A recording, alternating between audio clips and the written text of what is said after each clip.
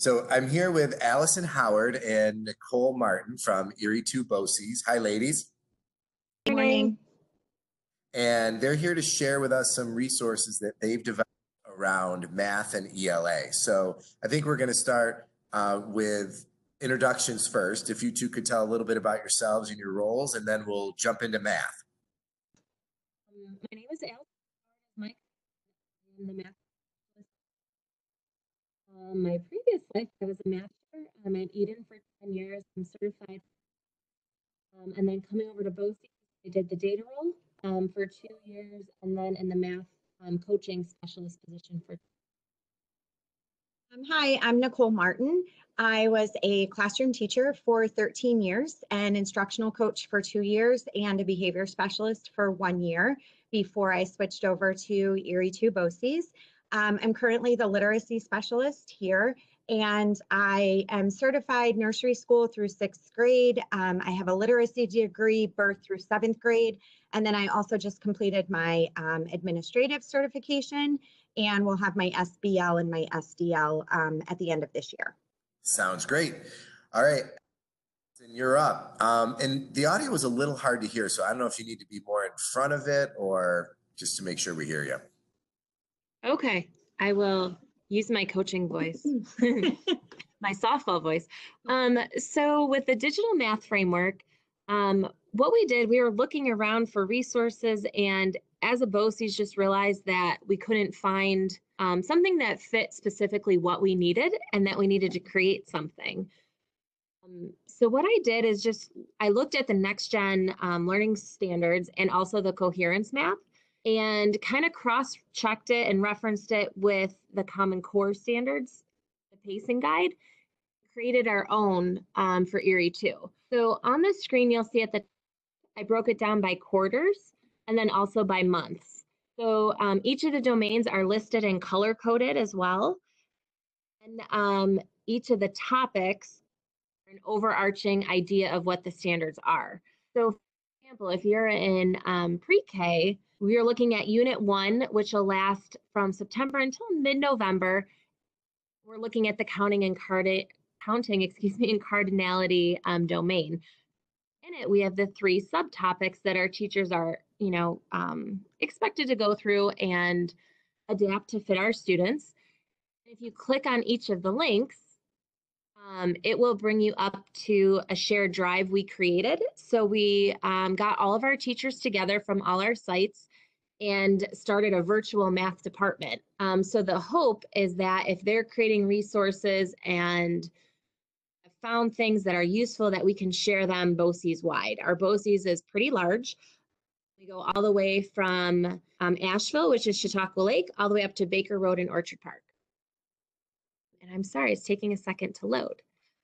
Once you're within the drive, we labeled it by standard. So you'll see that everything is now the next gen alignment. So NYPK Counting and Cardinality Standard 1.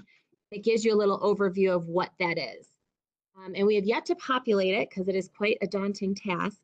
But when you click on the specific folders, my screen is going slow, I apologize. It will open you up to 3 tiers. So we're trying to include an RTI idea here. So you have your on target, below target, and above target teaching. And that goes through all of our grade levels from pre-K all the way up through our adult learners. As you see, there's really nothing in here yet because we're working kind of piecemeal with what teachers are sending and what we vet. So yeah, that's pretty much our framework in a nutshell. It's a good jumping off point. There's a lot to it, and a lot of input from the teachers, which makes it that much better. In fact, they had actually suggested the color coding. So let's say you were in 5th grade and you're working on geometry. So I'm down here in the blue. Let's say my kiddos don't know that skill. I can follow the blue trail all the way back through. So I can go to the 7th grade standards or the 6th or the 5th and so forth, all the way back. So yeah, so it's a work in progress, but we're really excited about it.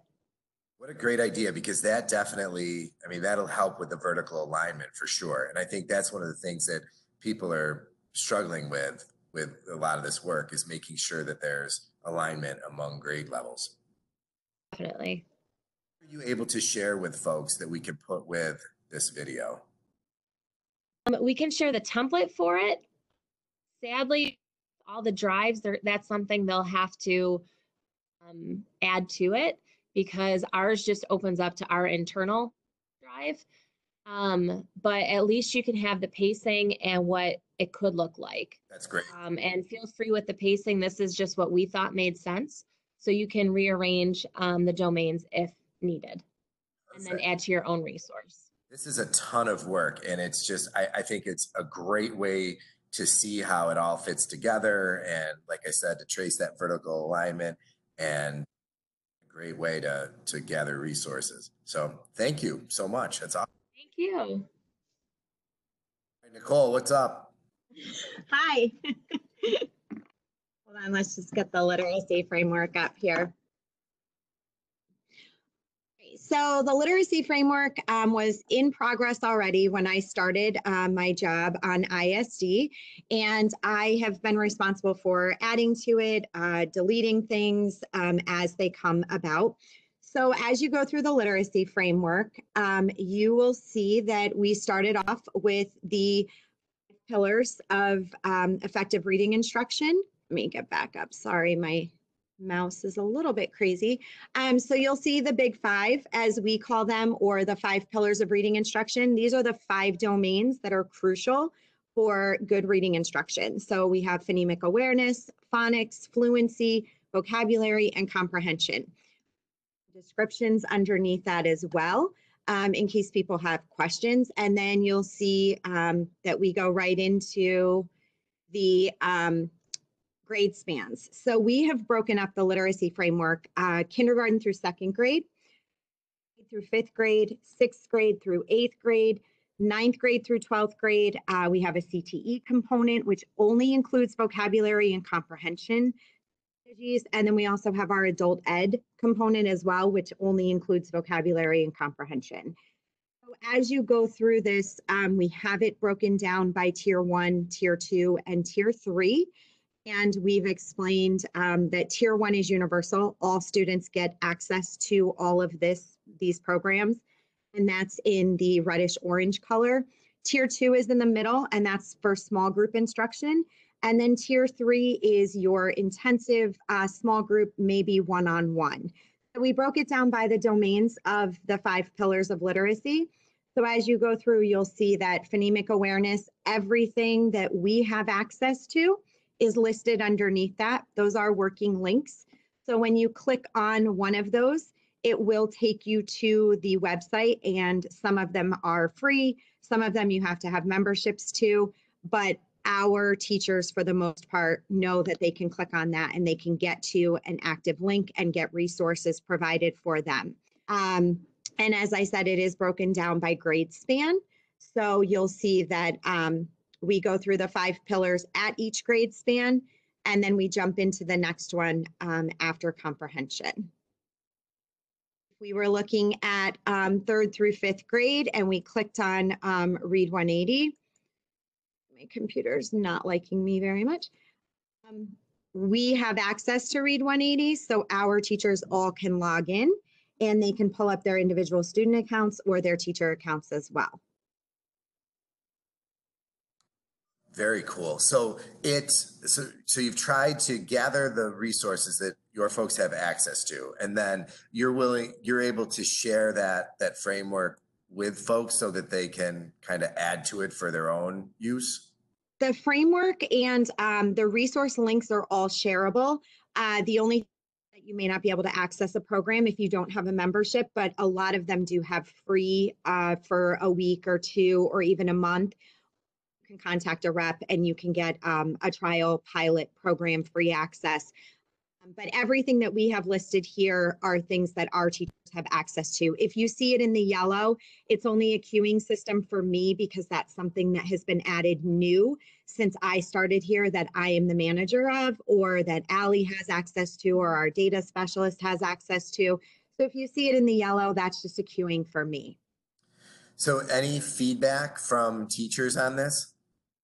Teachers have just started actually using it. And one of the reasons that we broke it down into the grade spans is because it was very overwhelming at first. It's 116 pages long. Teachers really didn't know where to look.